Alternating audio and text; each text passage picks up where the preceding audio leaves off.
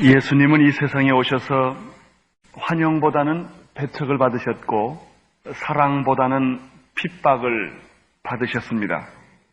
마태복음 11장에서부터 이미 우리는 예수님은 반대와 배척을 받기 시작한 그런 모습들을 보았습니다. 그리고 결국 사람들 속에 있었던 이 질투와 미움은 드디어 예수님을 십자가에 처형시키는 데까지 끌고 갑니다. 예수님께서 천국 비유를 말씀하셨는데 이 천국 비유는 바로 이런 배척하는 분위기, 예수님을 대적하는 이런 분위기 속에서 이 천국 비유가 전개되고 있습니다. 예수님께서 이 천국 비유를 다 마치셨을 때 그는 거기를 떠나서 고향으로 발걸음을 옮기십니다.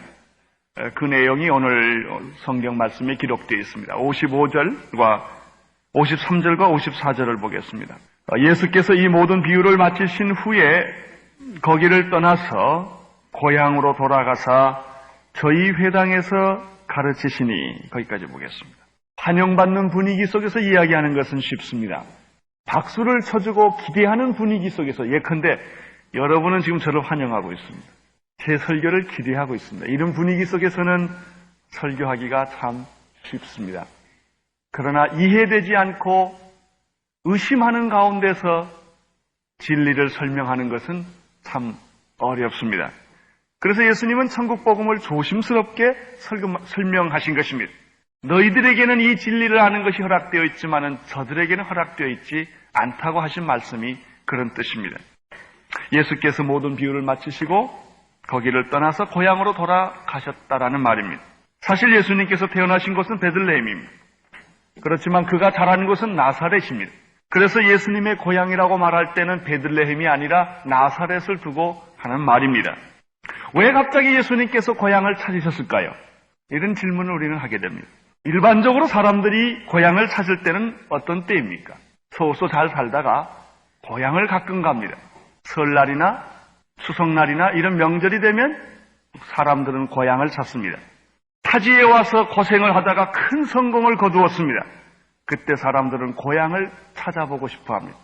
또 생각지도 못하게 성공의 꿈을 안고 서울에 왔는데 큰 실패를 했습니다. 몸에 병이 들었습니다. 그러면 사람들은 또 여지없이 낙향해서 고향을 찾습니다. 고향은 영원히 그리운 곳입니다. 피곤한 인생의 안식처와 같습니다. 그래서 타향살이에 지치고 고달픈 사람은 언제나 꿈에 그리는 내 고향, 이 고향을 찾습니다. 이남으로 피난한 사람들은 북쪽 하늘 밑에 있는 고향 생각을 늘 합니다. 저희 아버님이 계시는데 아버님은 그 생애 주제곡을 한번 들어보면 예수님하고 고향밖에 없어요. 첫째는 예수님 생각하는 거, 두 번째는 끊임없이 이북을 생각합니다. 그는 막을 길이 없습니다. 내 고향, 그 자랐던 곳, 거기서 예배드리던 그 장소, 허물어진 제단, 그것이 저희 아버지의 주제입니다. 아마 이북에서 피난 나온 사람들은 다 그럴 것입니다. 제1교포의 고향 방문단, 사하린 교포의 고향 방문단, 소련과 중공 속에서 수많은 세월들을 고향을 잃어버리고 살았던 사람들이 고향을 생각합니다. 그렇습니다. 고향은 언제나 나를 반겨줄 것 같고 고향은 언제나 나를 감싸줄 것 같은 곳으로 생각하며 나의 최후의 뼈를 묻을 곳은 고향이라고 사람들은 생각을 합니다. 예수님에게도 가족이 있었습니다. 예수님에게도 어렸을 때 같이 놀던 친구들이 있었고 12살 때 성전에 가서 논쟁하던 그런 추억도 예수님에게는 있습니다. 그래서 예수님은 그 배척받는 분위기 속에서 천국 비유를 말씀하셨고 그 비유를 다 말씀하셨을 때 고향으로 내려가셨습니다. 그런데도 놀라운 사실은 불행하게도 그 고향은 자기를 환영하지 않았다는 사실입니다. 환영하기보다는 그 고향은 사람들은 자기를 배척했고 냉대를 했습니다. 그것이 오늘 말씀의 내용입니다. 자, 54절부터 56절을 또 다시 보겠습니다. 고향으로 돌아가서 저희 회당에서 가르치시니 저희가 놀라가로되 이 사람의 이 지혜와 이런 능력이 어디서 났느냐? 이는 그 목수의 아들이 아니냐? 그 모친은 마리아, 그 형제들은 야고보, 요셉, 시몬, 유다라 하지 않느냐? 그 너희들은 다 우리와 함께 아니하냐? 그런즉 이 사람의 모든 것이 어디 났느냐? 하고 이렇게 되어 있습니다. 예수님은 고향에서 환영받지 못했다는 것이 분명합니다. 예수님은 고향에서 배척받으신 것이 분명합니다. 57절을 보시면 예수를 배척한지라 라고 말했습니다. 고향은 누구든지 받아들이는 곳입니다. 원수라도 받아들이는 것이 고향입니다. 그러나 고향은 예수를 배척했습니다. 우리는 이 말씀을 좀 더 생각해보기 전에 중요한 사실 하나를 여기서 발견하게 됩니다. 그것은 예수님이 고향 방문한 이유입니다. 왜 예수님이 고향을 방문했는가? 오늘 성경에 보니까 그 해답이 있는 것을 보게 됩니다. 고향으로 돌아가사 저희 회당에서 뭐라고 그랬습니까? 가르치시니. 나사렛 동네의 형편으로 볼 때는 아마 여기 나타난 회당은 하나밖에 없는 그런 회당일 것입니다. 예수님의 고향 방문의 목적은 가족을 찾아보는 것도 아닙니다. 동네 친구들이나 어른들을 만나기 위해서도 아닙니다. 추억의 장소를 찾아보기 위해서도 아니었습니다. 위로받기 위해서 간 것도 아니었습니다. 오늘 성경에 보면은 예수님께서 천국 비유를 마치시고 거기를 떠나서 고향으로 내려가신 이유는 회당에서 가르치시기 위해서였습니다. 예수님의 관심은 천국 복음을 내 고향 사람들에게도 전해주어야 되겠다라고 하는 생각입니다. 고향 사람들을 사랑하는 방법이 우리들과 다른 것입니다. 사랑하기 때문에, 정말 사랑하기 때문에 더욱더 말씀을 가르쳐야 되겠다고 하는 생각이 예수님에게 있었던 것을 우리는 이 성경을 통해서 알 수가 있습니다. 마태복음 그 12장 46절 이하, 지난번에 우리가 보았습니다마는 거기에 보면은 예수님의 모친과 동생들이 예수님을 잘 이해하지 못하고 찾아왔습니다. 혹시 예수가 미친 게 아닐까라고 그래서 찾아온 일이 있습니다. 이때 예수님께서 사람들이 예수님 어머니와 형제들이 왔습니다라고 말할 때 예수님께서 이렇게 말했습니다. 누가 내 모친이며 내 동생이냐? 방문하시면서 누구든지 하늘에 계신 내 아버지의 뜻대로 행하는 자가 내 형제요, 자매요, 모친이라. 이렇게 말씀하셨습니다. 이렇게 하신 것을 보면 예수님은 분명히 인간의 혈육에 관심이 있었던 것이 아니고 혈육을 무시했다는 것이 아닙니다. 혈육은 중요합니다. 그러나 혈육 자체가 예수님의 목표는 아니었습니다.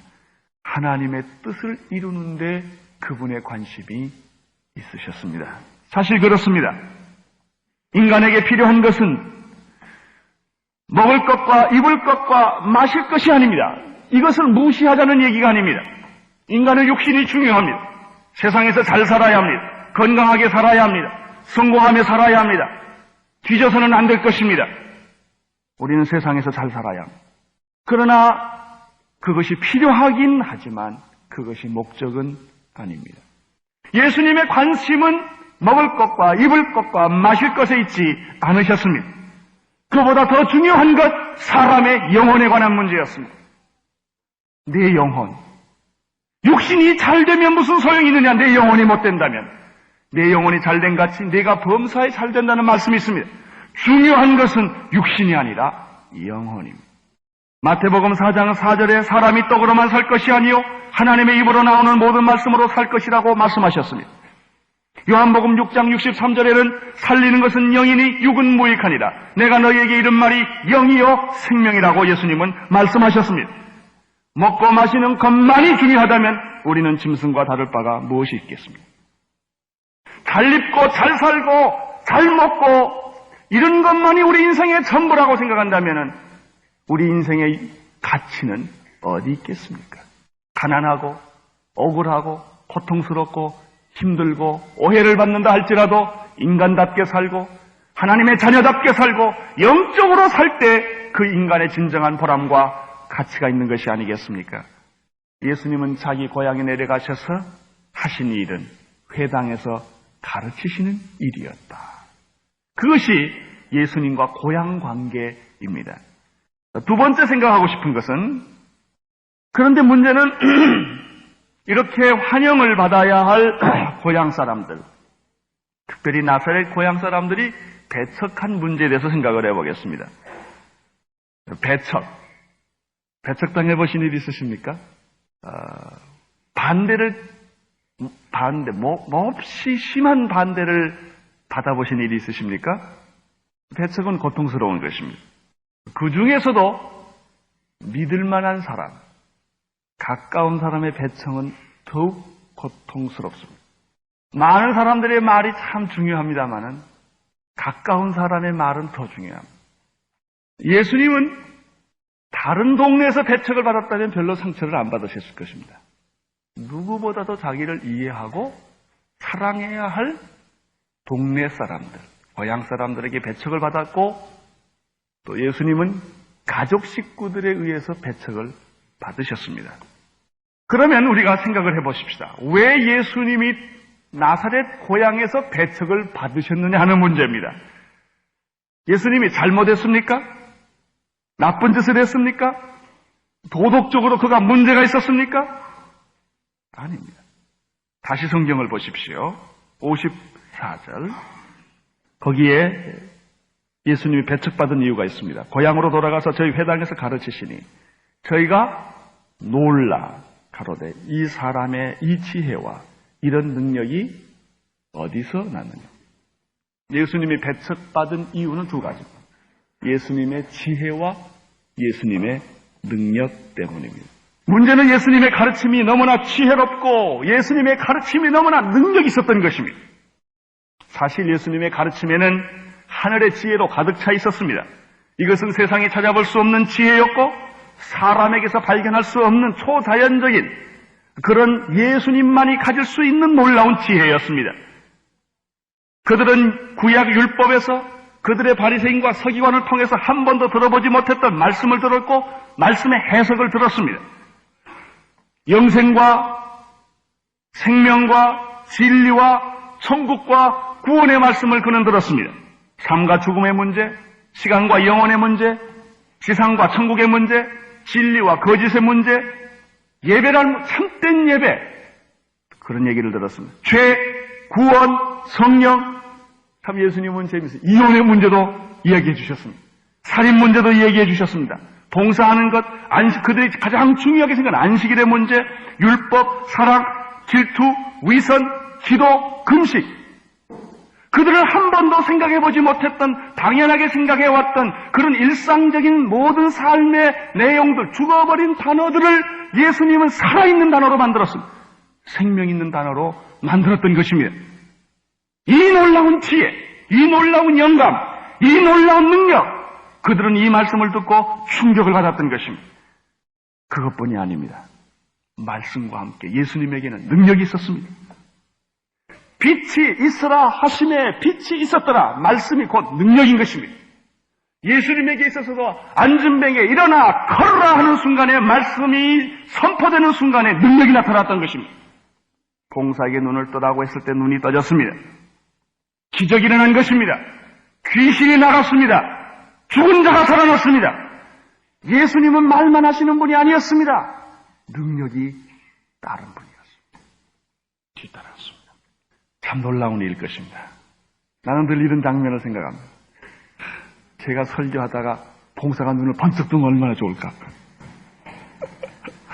진짜예요. 제가 설교하는데 그냥 너무너무 충만하게 설교하는데 그냥 안진병이가 벌떡 일어나고 그냥 암이 순간에 사라지고 그러면 얼마나 좋겠어요. 그렇죠? 그러면 아마 그냥 난리가 날 거예요. 난리. 예수님이 진짜 그랬단 말이에요. 물론 우리도 그럴 수가 있습니다. 나는 우리 교회가 그렇게 되기를 바랍니다. 그런 분위기, 그런 성령의 역사가 나는 임하기를 사모하는 사람입니다. 사람들은 놀랐습니다. 한 번도 들어보지 못했던 사람이여 상상도 해볼 수 없었던 기적이 일어났습니다. 그런데 문제가 있습니다. 이러한 예수님의 말씀의 지혜와 능력을 보고 감탄하고 겸손하게 하나님께 영광을 돌린다면 간단한 문제입니다. 그런데 이 놀라운 하나님의 사건 앞에, 이 놀라운 감격스러운 말씀 앞에 그들이 무릎을 꿇고 하나님을 찬양했다면 얼마나 좋은 일이겠습니까? 그런데 그들은 그렇게 하지를 못했습니다. 그것이 문제가 됐던 것입니다. 너무나 지혜롭고 능력이 있었기 때문에 사람들은 예수에게 질투하기 시작을 하는 것입니다. 예수에게 시비를 걸기 시작을 한 것입니다. 여기서 저는 이런 걸 하나 배웁니다. 사람이 배척받는 것은 꼭 잘못해서만 배척받는 게 아니다라는 사실입니다. 잘해도 배척받습니다. 잘하기 때문에, 그 사람이 악한 사람이기 때문에 배척받는 것이 아니라 선한 사람이기 때문에 더 배척받을 수가 있어요. 어느 며느리가 있어요. 너무너무 마음이 곱고 착하고 예쁜 며느리. 그래서 미움을 더 받을 수가 있어요. 예수님의 경우는 못해서 미움받은 것이 아니라 너무나 위대하신 하나님이시기 때문에, 그 지혜와 능력이 너무나 크기 때문에 이 사람들의 마음이 질투로 변해버리고 마는 것입니다. 이 사람들이 이처럼 예수를 비판하는 것은 두 가지로 다시 요약할 수 있습니다. 제가 말씀드린 대로 질투입니다. 어떤 사람이 나보다 공부를 잘하고 나보다 출세하고 돈이 많이 벌면 축복하기보다는 그것을 인정하기 싫어하고 심지어는 비판하고 정죄하는 것을 볼 수 있습니다. 특별히 동창이 잘 되면 아주 기분이 나쁩니다. 그래서 이런 말을 합니다. 나 국민학교 때 걔 공부 못했어. 그리고 항상 내 책가방 들고 다녔거든. 근데 어쩌자고 제가 저렇게 됐는지 모르겠다. 그런 말을 합니다. 또 이렇게 말합니다. 저 사람 부자 된 거 저 순 사기치고 저 부정해서 그런 거야.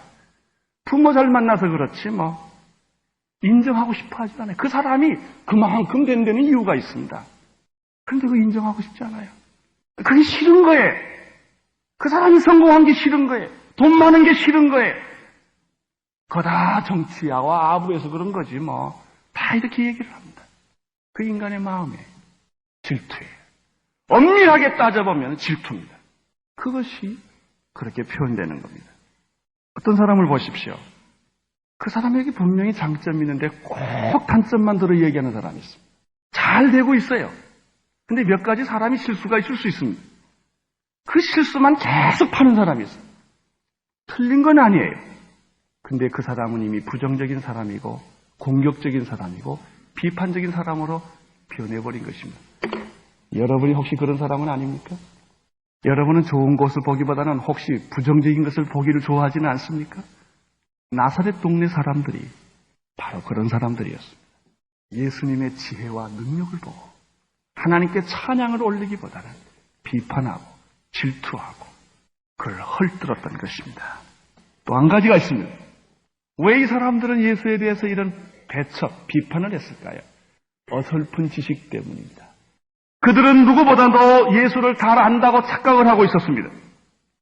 물론 예수님의 가족, 예수님을 잘 안다고 할 수 있습니다. 어렸을 때 같이 놀았기 때문에. 그러나 진짜를 몰랐습니다. 어설픈 지식. 이스라엘 속담 가운데 선지자는 고향에서 대접을 받지 못하고 의사는 고향에서 진찰하지 말라는 말이 있습니다.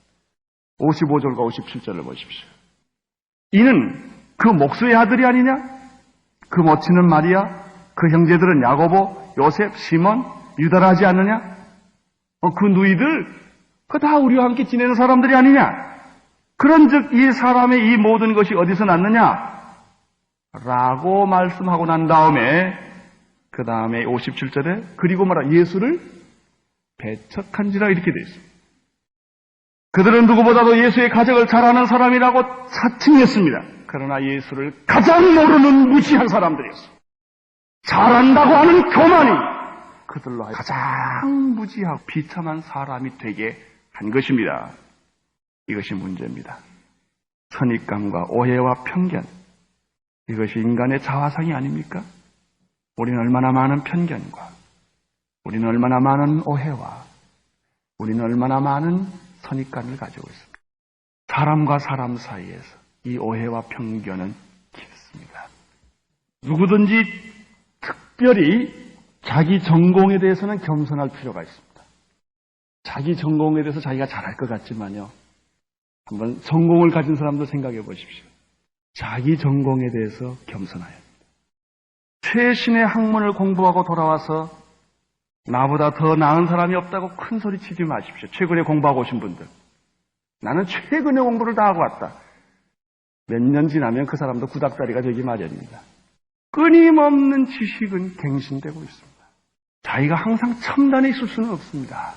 그리고 자기가 그 분야의 전문가라고 하기 때문에 제일 큰 실수도 할 수가 있는 것입니다. 이것이 인간입니다. 미션 스쿨에 다닌 것을 항상 간판으로 내고 오는 사람이에요. 설교 들으러 갔나요? 학점 따로 갔지. 그랬는데도 미션 스쿨 좀 다녔다고 자기가 예수를 다 한 것처럼 생각을 합니다. 성경 좀 어디서 귀동냥 했다고 성경을 다 하는 것처럼 착각을 합니다. 착각입니다. 크리스천의 집안에서 태어났다고 예수님이 예수를 바르게 잘 이해할 수 있다고 생각하지 마십시오. 오해입니다.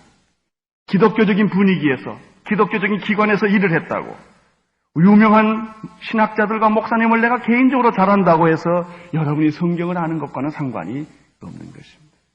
사실 온누리교회에서 제일 신경 많이 써야 될 사람은 우리 교회에서 일하는 직원들입니다. 남 섬기다 본인 믿음 까먹기 딱 알맞는 데가 온누리교회 직원들입니다. 이 조직 속에 살기 때문에, 매일 찬송 속에 살기 때문에 찬송 소리에 귀를 막을 수가 있다고 하는 사실입니다. 매일 예배 보는 분위기 속에 살기 때문에 예수를 잃어버릴 수가 있는 것입니다. 이 사람들이 누굽니까? 나사렛 동네에 예수를 배척한 사람들이었습니다. 57절을 보십시오. 다시 예수를 배척한지라라는 말이 있는데 그 뜻은 넘어졌다 그런 뜻이며, 배척했다는 말 기분이 상했다라는 뜻이며, 결국 질투와 잘한다고 하는 착각 때문에 생명이신 예수 그리스도를 그들은 놓치고 말았습니다.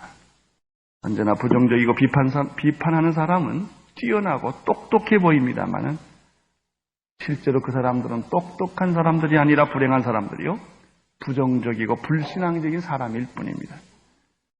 예수님은 그 당시 속담을 이용하셔서 선지자가 다른 곳에는 환영을 받지만 고향과 집에서는 존경을 받지 못한다고 말씀하시고 다음과 같은 중요한 결론을 우리에게 맺어 주셨습니다. 58절입니다.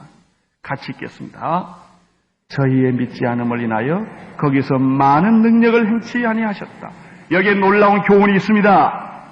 믿지 않으면 능력이 없다라는 예수님의 말. 아무리 가까운 사람이라 할지라도 예수 그리스도를 신뢰하고 믿지 않으면 능력은 나타나지 않는다. 예수님이 능력이 없는 것이 아니라 예수님이 능력이 있어도 그 능력을 믿지 않으면 기적은 나타나지 않는다. 다른 데서는 기적을 다 일으켰어도 나사렛 동네에서는 예수님이 기적을 일으키시지 않으셨다. 이러면 얼마나 참 우리가 슬플까요? 예수님이 다른 교회에서는 다 기적을 일으켰는데 온누리교회에서는 기적을 일으키시지 아니하신다. 곤란합니다. 여러분, 이 지상에서 다른 교회에서는 기적이 다 일어나도 이 교회에서는 기적이 일어난다. 이거 좋지 않겠습니까? 다른 사람에게는 기적이 안 일어날지라도 여러분에게는 기적이 일어난다. 이게 좋지 않겠습니까? 예수님의 말씀. 믿지 않으니 기적을 일으킬 수가 없다. 능력이란 믿고 신뢰하는 데서 나타나는 것입니다. 내게 능력 주시는 자 안에서 능치 못할 일이 없습니다.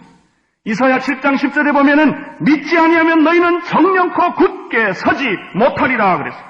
마가복음 9장 23절에 할 수 있거든이 무슨 말이냐? 믿는 자들에게는 능치 못함이 없느니라. 여러분, 예수님이 능력이 있으심을 믿습니까? 그분이 기적을 일으키실 것을 믿습니까? 오늘 찬양 너무너무 좋은 거죠. 그 이름의 능력, 그 예수의 이름의 그 보배의 그 능력을 여러분, 그분의 이름의 능력을 믿습니까? 우리는 예수 이름으로 기도합니다. 예수 이름으로 나갑니다. 그분의 이름에 능력이 있기 때문입니다. 히브리서 13장 8절에는 예수 그리스도는 어제나 오늘이나 영원토록 동일하시다라는 말씀이 있습니다.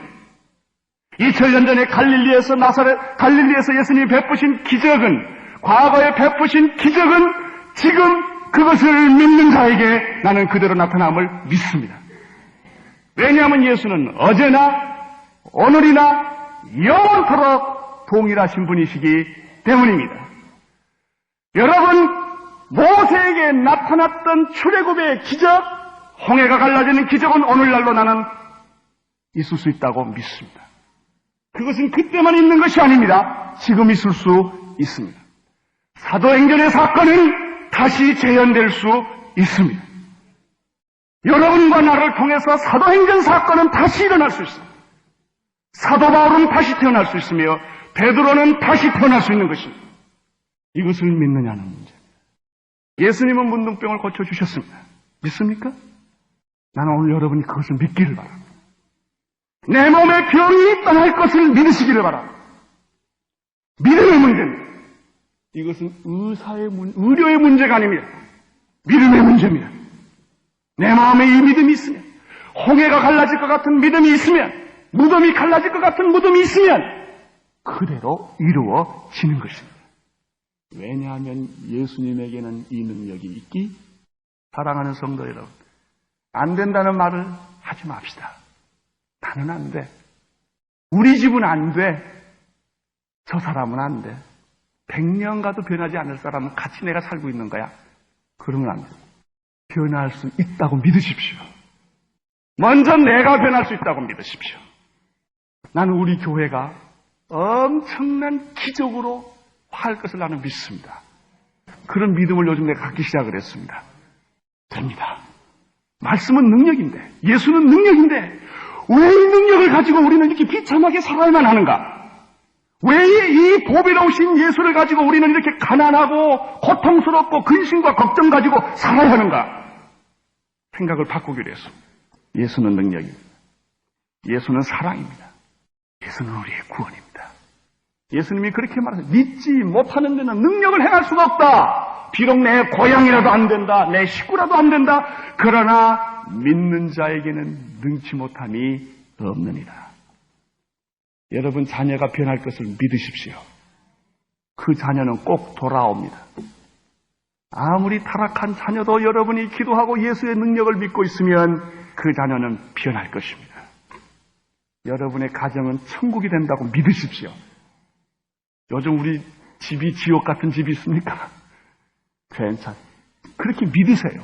예수님은 우리 가정을 천국으로 만들 수 있다. 예수님은 나를 변화시킬 수 있다.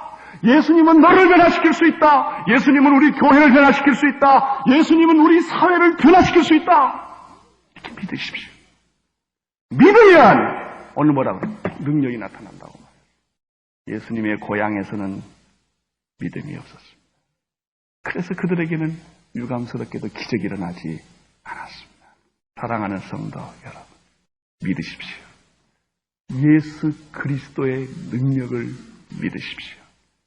그분은 어제나 오늘이나 영원토록 동일하신 분이십니다. 기도하겠습니다. 하나님 아버지, 고향에서 예수님은 배척을 받으셨습니다. 예수님이 온누리교회에서는 배척받지 않게 하여 주시옵소서. 아버지, 우리가 예수를 위한다고 하면서 예수님의 능력을 제한하지 말게 하시고, 예수님을 섬긴다고 하면서 예수님을 슬프게 하는 일이 없게 하여 주시옵소서. 예수님의 하신 일을 찬양합니다. 예수님의 능력을 찬양합니다. 예수님의 위대함을 찬양합니다.